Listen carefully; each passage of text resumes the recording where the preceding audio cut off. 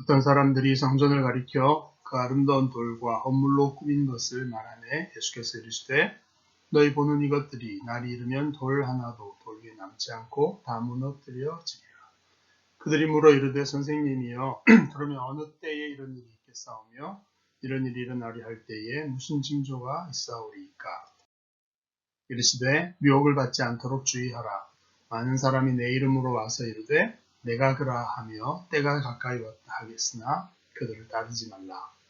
난리와 소요의 소문을 들을 때에 두려워하지 말라. 이 일이 먼저 있어야 하되 끝은 곧 되지 아니하리라.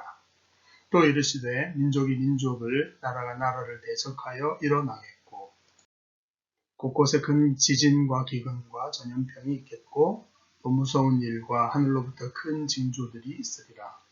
이 모든 일 전에 내 이름으로 말미암아 너희에게 손을 대어 박해하며 회당과 옥에 넘겨주며 임금들과 집권자들 앞에 끌어가려니와 이 일이 도리어 너희에게 증거가 되리라.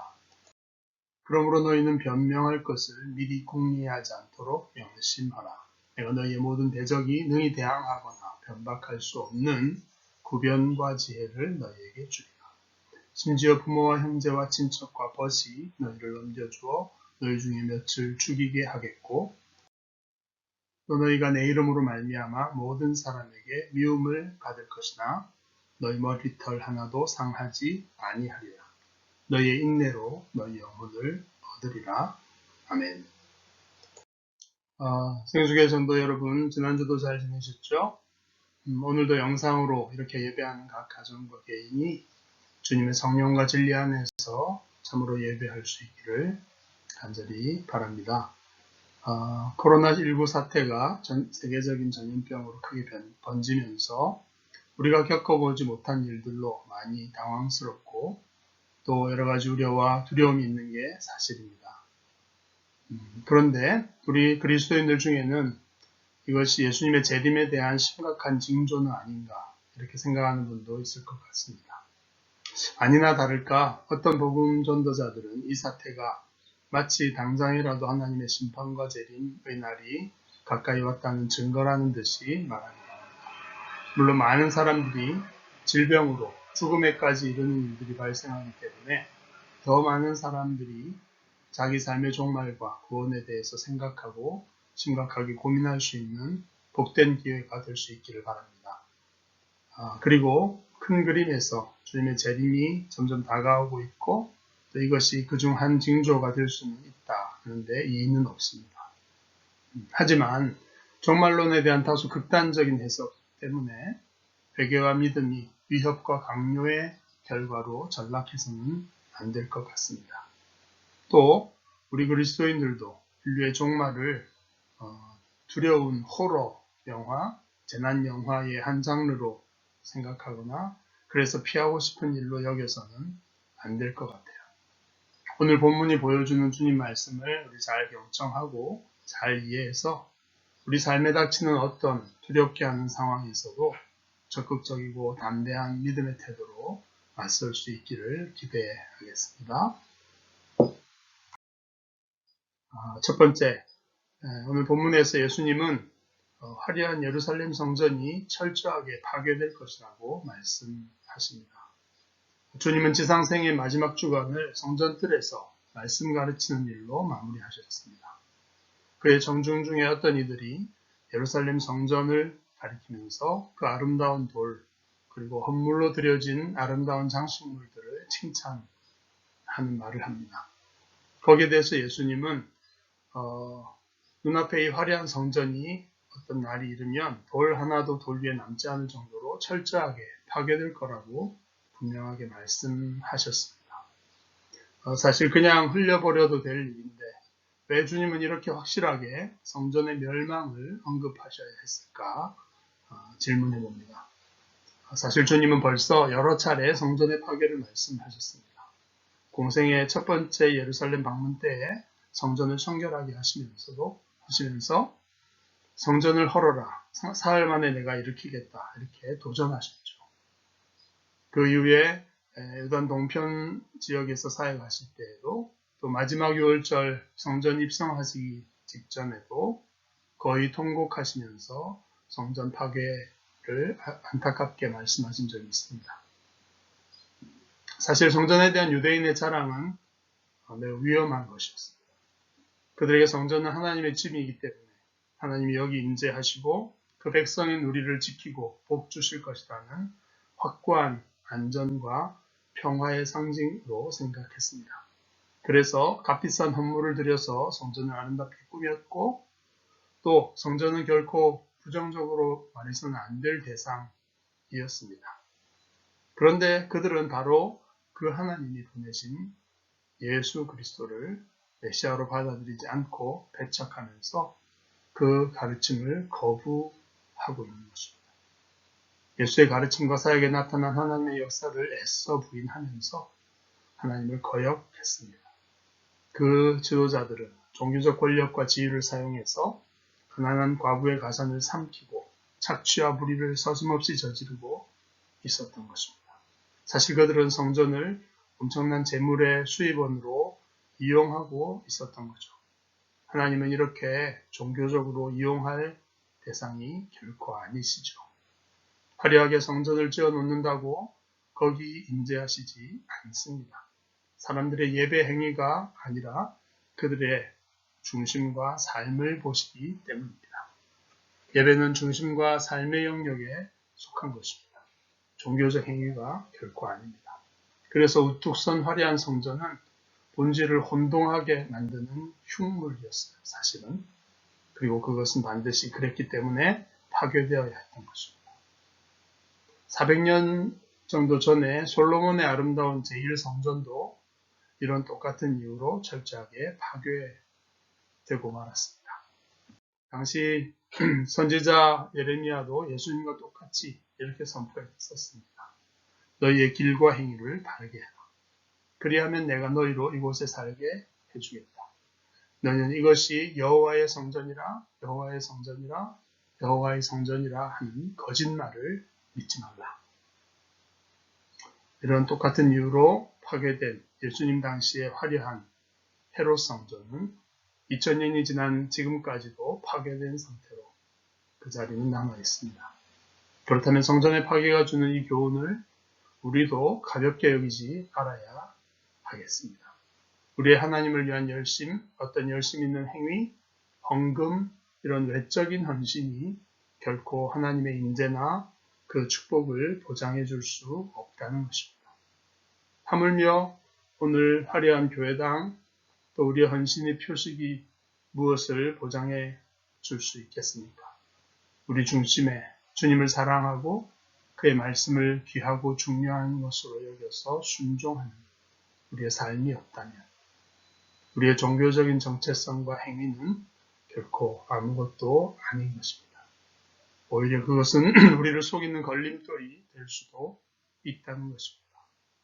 나를 속이는 화려한 성전은 내게 무엇인가?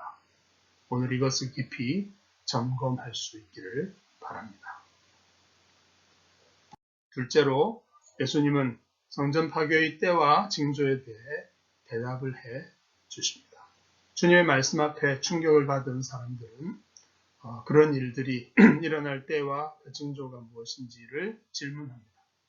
주님은 먼저 거짓 그리스도가 나타나서 성전을 파괴할 때가 되었다고 주장하고 미혹할 때에 그들을 따르지 말라고 경고하십니다. 성전의 파괴는 제자들의 동참을 통해 실행할 일이 아니라는 것입니다. 미혹이라는 것입니다.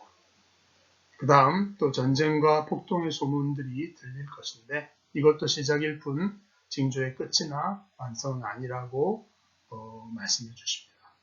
이런 불안과 두려움을 일으키는 혼돈의 사건들 앞에서 결코 두려워하지 말라고 주님은 강조하셨습니다.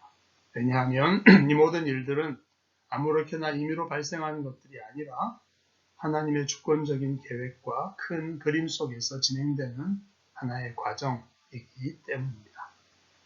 그런데 주님은 이런 성전 파괴에 대한 징조들을 얘기하시다가 좀 더 크고 다른 환란에 관한 징조로 약간 생각을 점프해서 말씀을 이어가십니다. 또 이르시되 민족이 민족을 나라가 나라를 대적하여 일어나겠고 곳곳에 큰 지진과 기근과 전염병이 있겠고 또 무서운 일과 하늘로부터 큰 징조들이 있으리라. 이렇게 말씀하십니다. 사실 이 부분을 예루살렘 성전 파괴에 대한 직접적인 징조라고 보기는 해석상 어렵습니다. 예루살렘 멸망의 좀 더 자세한 부분은 이후 20절 다음으로 이어지게 되죠. 그런데 여기서 우리는 주님의 생각의 흐름을 좀 짚어볼 필요가 있습니다. 예수님을 거부한 유대교의 중심인 성전이 파괴되고 이스라엘 민족이 열방으로 흩어져 버리면 예루살렘은 이방인의 때가 차기까지 이방인들에게 밟히는 시기로 전환됩니다. 24절에 나타나고 있고요.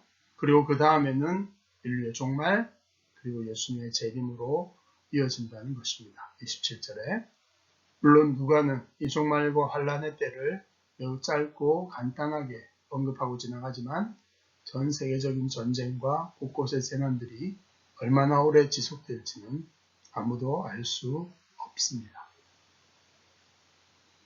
그렇게 열려있는 종말론적 그림을 주님이 성전의 파괴와 연결해서 말씀하시는 의미가 무엇일까요? 예수님 이후로 하나님의 나라는 이방인을 포함해서 믿음의 사람들의 공동체인 교회라는 새로운 형태로 전환되고 확장된다는 의미를 담고 있습니다. 그리고 그 인류 종말의 때는 감춰져 있다는 뜻입니다. 따라서 코로나19 사태는 종말을 향한 큰 그림 속에서 주님의 구원의 약속을 상기시키는 한 생생한 징조일 수 있겠지만 그렇게 아주 대단히 중요한 사건이라고 볼 수는 없습니다. 중세에 또 종교개혁까지 이어졌던 흑사병이 유럽을 크게 휩쓸었고 또 1918년에 몇천만 명의 사망자를 냈던 스페인 독감도 전 세계적으로 창궐했었습니다. 그리고 20세기에 1차, 2차 세계대전 등 이런 것들이 다 주님이 오늘 말씀하신 것과 관련이 되겠지만 그 중에 어느 한 사건이 바로 그 징조라고 볼 수는 없다는 뜻입니다. 따라서 너무 한 사건을 잘못해서 강조하면 시한부 종말론이 갖고 있는 폐단처럼 복음의 메시지의 가치를 도리어 저하시킬 수 있겠고 또 어떤 재난이 지나고 나면 복음과 신앙이 필요 없다는 듯이 그런 복음에 대한 오해를 불러일으킬 수도 있다는 것이 염려됩니다. 결론적으로 우리 시대에 전 세계적인 전염병이 가까이 경험된다는 사실이 가리키는 주님의 종말 예언을 좀 더 정확하고 적절하게 이해하기를 바랍니다. 따라서 부화해동하지 말고 신실하고 변함없는 믿음을 가지고 매일 주님의 복음을 따라서 살아가는 귀한 성도들의 삶 되시기를 바라겠습니다. 이제 마지막으로 주님은 성전의 파괴 전에 닥칠 박해에 대해서 가르치시면서 또 분명한 약속을 해주십니다. 여러 징조들이 점점 점증될 것을 말씀하시면서 주님은 난리와 소요의 소문들보다 더 먼저 나타날 그리고 더 근본적이고 중요한 징조로서 제자들에게 닥칠 박해를 말씀하십니다. 이 모든 일 전에 내 이름으로 말미암아 너희에게 손을 대어 박해하며 회당과 옥에 넘겨주며 임금들과 집권자들 앞에 끌어가려니와 이 일이 도리어 너희에게 증거가 될 것이다.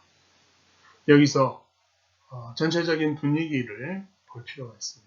박해와 고난이 두렵고 피할 재난이 아니라 도리어 우리의 신앙을 증언할 좋은 기회가 된다는 데 초점이 있습니다. 주님의 제자들은 예수를 그리스도로 믿는다는 이유로 이런 박해를 받게 됩니다. 그래서 어떤 특정한 높은 지위의 제자에게 따로 있는 것이 아니라 모든 성도들은 바로 이런 박해의 대상이 될 수 있습니다. 회당에 끌려가서 신문을 받게 되고 그 결과 옥에 갇히기도 합니다.